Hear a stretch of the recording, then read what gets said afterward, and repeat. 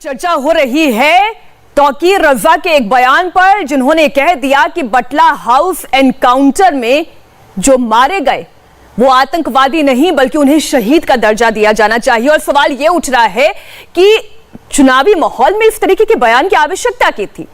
अब देखिए तस्लीम रहमानी जी, आपने ब्रेक पर जाने से पहले एक बात बोली। उन्होंने कहा कि आपको तो ये शक है कि तौकीर रजा को भी कांग्रेस में भिजवाने का काम भारतीय जनता पार्टी ने कर लिया। मतलब कमाल की बात है, वहां पर प्रियंका गांधी से वो मुलाकात करें, बयान उनके दफ्तर में बैठकर दें और आरोप लगाएं आप बीजेपी पर कि बयान दिलवाने का काम बीजेपी ने कर लिया। नहीं, क्योंकि ये इस तरीके के बयानात हैं। देखिए, कल जो तकरीर की बात थी वो तो 7 जनवरी की थी। 7 जनवरी की तकरीर को 18 तारीख को बीजेपी ने उठाया।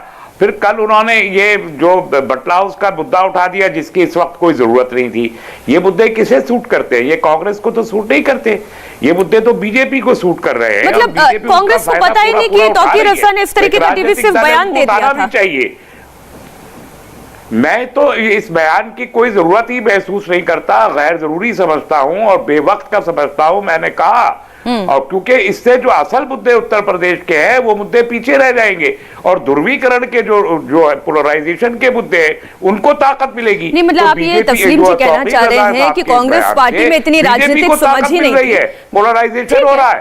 तो मुझे हैरत है कि कांग्रेस इन बयानात को कैसे कबूल कर रही है। ठीक है, मैं तो इसलिए हैरान हूं कि आज कांग्रेस पार्टी इस बात का खंडन क्यों नहीं करती। बहरहाल राकेश जी इस पर रिस्पॉन्ड करना चाहते हैं। राकेश, मेरा भी सवाल यही था, मीनाक्षी जी, मेरा भी सवाल यही है। तौकीर रजा की इस बात से नाइत्तेफाकी जताते हुए कांग्रेस पार्टी का कोई प्रवक्ता आपके साथ इस पैनल डिस्कशन में क्यों नहीं आया है? इसलिए क्योंकि वो इसको स्वीकार कर रहे हैं, इसलिए क्योंकि वो इससे भाग रहे हैं और ये मौन उनका समर्थन है कि तौकीर रजा जो कुछ भी कह रहे हैं ये कहकर के हम उत्तर प्रदेश में चुनावी में थोड़ी सुर्खियां बटोर लेंगे, एक वोट बैंक को अपने पक्ष में पाले में कर लेंगे, हम सांप्रदायिक ध्रुवीकरण कर लेंगे। ये कांग्रेस पार्टी की चुनावी रणनीति है। लेकिन डॉक्टर तस्लीम रहमानी को कांग्रेस पार्टी का ये धूर्तता दिखाई नहीं पड़ती है। ये कांग्रेस पार्टी की राजनीतिक धूर्तता है। वो जानबूझ करके सिक्का उछाल करके और उसके बाद भी प्रयास करते हैं कि इसका क्या असर हुआ है जनता के बीच में। लेकिन उत्तर प्रदेश की जनता उसको खारिज करेगी। मैंने पहले कहा उत्तर प्रदेश में कांग्रेस पार्टी का अस्तित्व समाप्त होने की स्थिति में आज एक सांसद उनके पास बचा है, 4 उनके पास विधायक कांग्रेस स्टेक होल्डर नहीं है यूपी में, और ना मुसलमानों का वोट कोई बड़ी तादाद में कांग्रेस में जा भी नहीं रहा है। तो कांग्रेस को इस ध्रुवीकरण का कोई फायदा नहीं है। नहीं, लेकिन देखो, लेकिन राकेश जी सुनिए ना राकेश जी, बीजेपी को फायदा होगा। तस्लीम जी ये कह रहे हैं कि इस तरीके के बयान गैर जरूरी हैं। कुछ भी कांग्रेस पार्टी का स्टेक पर तो है नहीं उत्तर प्रदेश में, वैसे में ना 3 में ना 13 में। इस तरीके के बयान दिलवाकर वो अपने ही पांव पर कुल्हाड़ी क्यों मारेंगे? इसलिए मुझे तो और हैरानी हो रही है कि खंडन क्यों नहीं आया अभी तक। मैं आऊंगी राकेश जी सवाल के साथ आपके पास, लेकिन विजय शंकर जी अपने ही पांव पर कांग्रेस पार्टी क्यों कुल्हाड़ी मार रही है? ना खंडन कर रही है, ना तौकीर रजा को अपने से दूर कर रही है, क्यों अपने पांव पे कुल्हाड़ी मार रही है? देखो, पहली कुल्हाड़ी तो उन्होंने मार ली थी जब वो सोनिया जी रात भर रोज थी। अब एक बात समझ में नहीं आती, मोहित चंद शर्मा अपनी टीम के साथ बाटला हाउस का गुली डंडा खेलने वाले लोगों को गिरफ्तार करने गई थी क्या? और यहाँ वहां पर जो गोलियां निकल रही थी आतंकियों के बंदूकों से, वो क्या गुली डंडा खेलने वाले डंडे से निकल रही थी क्या? ये कितना हास्यास्पद विषय है कि आतंकियों को बार बार शहीद की बात करना, उनको बच्चा कहना। कि आखिर हमें ये समझ में आता है रहमानी साहब कि इन आतंकियों को बढ़ावा कौन दे रहा है?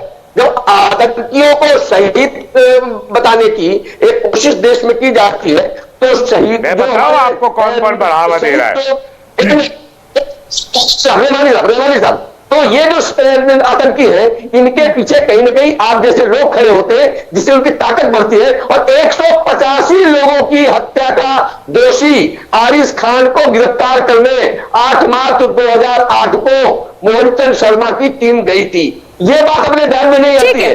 हम विजय शंकर जी आपकी ऑडियो मैं थोड़ी सी ठीक करवा देती हूँ, फिर वापस आपके पास आऊंगी। तस्लीम जी, वो तो सीधा आरोप आप पर लगा रहे हैं कि ऐसे लोगों का मोरल बूस्ट करने का काम आप लोग करते हैं। 20,000 लोग जो कत्ल के मुलजिम थे, सितंबर 2017 में योगी जी ने अपने मुकदमों समेत ये 20,000 लोगों के जो मुकदमे वापस लिए थे, उसके लिए कोई आप किसी को दोषी मानते हैं कि नहीं मानते?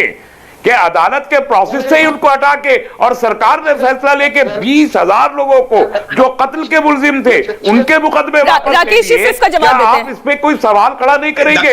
योगी जी के ऊपर मुकदमा था कत्ल का, नहीं, अब आप- लूट का। एक मिनट राकेश जी, एक मिनट आपने मुख्यमंत्री बना दिया। क्या अब सुनिए ना, क्वालिफिकेशन थी? आपने सवाल क्या खड़े किए? क्वालिफिकेशन थी? योगी जी तस्लीम जी, BJP आपने में सवाल थे खड़े भी किए? नहीं। वो तो हिंदू महासभा ही है, इसके बावजूद आपने योगी को तस्लीम आपने जी? बनाया। वो चुनाव में चेहरा नहीं थे। तस्लीम जी, आपने सवाल खड़े किए, अब जवाब भी ले लेते हैं। क्वालिफिकेशन के तहत आपने योगी को ये डॉक्टर, मुझे बहुत आश्चर्य हो रहा है मीनाक्षी जी, ये डॉक्टर तस्लीम रहमानी जी अपने नाम में डॉक्टर लिखते हैं, खामखा के डॉक्टर हैं, इनको कानून की भी कोई जानकारी नहीं है, किसी तरह की कोई जानकारी नहीं। अरे भाई 302 का मुकदमा कोई भी राज्य सरकार बिना जानकारी रखता हूँ, कानून की क्यों रखूंगा? इसकी एक बाकायदा प्रोसेस होती है। मैं वकील नहीं हूँ भाई, नहीं है, आप कह रहे 20,000 डॉक्टर, आपको तो मालूम होना चाहिए डॉक्टर और वकील में फर्क होता है। आप अपनी बात को साबित नहीं कर पाएंगे। डॉक्टर तस्लीम रहमानी इस प्रकार की डॉक्टर नजारी वकालत नहीं पड़ता है। बातें कर रहे हैं। उत्तर प्रदेश में मुजफ्फरनगर के दंगे के मामले में जो क्या ये पीड़ित गलत थे, है ने पीड़ितों को आरोपी बना करके मुकदमा लिखने का काम समाजवादी पार्टी आप दिलाई कर दीजिए। एक मिनट, मैं दोनों से एक बार रिक्वेस्ट करूंगी। सुनिए ना, सुनिए, मैं आप दोनों से रिक्वेस्ट करूंगी। राकेश जी, तस्लीम जी, एक मिनट राकेश जी, तस्लीम जी, हम इस तरीके से चिल्लाएंगे, दर्शकों को कुछ समझ नहीं आएगा। दर्शकों को कुछ समझ में नहीं आएगा। तस्लीम जी सुनिए ना, एक मिनट से जोड़ रहे हैं, न्यूज का आपको मालूम नहीं सुनिए ना। तस्लीम जी, आपने सवाल पूछा, उसका अनइंटरप्टेड दूसरा जवाब भी सुन ले। योगी जी ने जरा अनइंटरप्टेड जवाब भी सुन ले। राकेश जी, अनइंटरप्टेड, बिना किसी व्यक्तिगत टिप्पणी के। जी देखिए, मैं डॉक्टर तस्लीम रहमानी जी के सवालों को सुनता हूं और ईमानदारी से कोशिश करता हूं कि इनका जवाब दूं। देखिए, इनको पहली बात तो जानकारियां नहीं है, मैं जानकारी अपडेट करा दूं। उत्तर प्रदेश में 20,000 लोगों के मुकदमे वापस नहीं लिए गए हैं, पहली बात। 302 के मुकदमे वापस नहीं लिए जा सकते हैं, दूसरी बात। तीसरी बात कि कानून के दायरे में ही कोर्ट की परमिशन से ही मुकदमे वापस लिए जाते हैं, प्रक्रिया का पालन करते हुए। उत्तर प्रदेश में मुजफ्फरनगर दंगे के मामले में तमाम सारे ऐसे लोगों पर जो पीड़ित थे, उन पर ही मुकदमे दर्ज कर देने का काम किया गया था। और यही कारण था कि महीनों तक पश्चिमी उत्तर प्रदेश सुलगता रहा था। कई जिलों में दंगा फैल गया था, इसलिए क्योंकि पीड़ितों के खिलाफ कार्रवाई की जा रही थी और जो आरोपी थे उनको सरकारी विमान में बैठाल करके अखिलेश यादव जी अपने मुख्यमंत्री निवास में चाय पिला रहे थे। इस बात का आक्रोश जनता के बीच में था और इसीलिए दंगा लगातार फैलता रहा। आज योगी आदित्यनाथ जी की सरकार के कार्यकाल में क्यों नहीं एक भी दंगा हुआ है? इसका कारण यही है कि हमने आरोपियों की तुरंत गर्दन दबोचने का काम किया है। कहीं अगर किसी भी प्रकार की किसी ने दुस्साहत किया है तो हम कठोरता से कार्रवाई की है और इसी कारण से आज उत्तर प्रदेश में सुख शांति है, कानून का राज स्थापित हुआ है। इंडिया टीवी हर वक्त हर जगह डाउनलोड करने के लिए सर्च करें India TV news Google play store या ऐप स्टोर पर।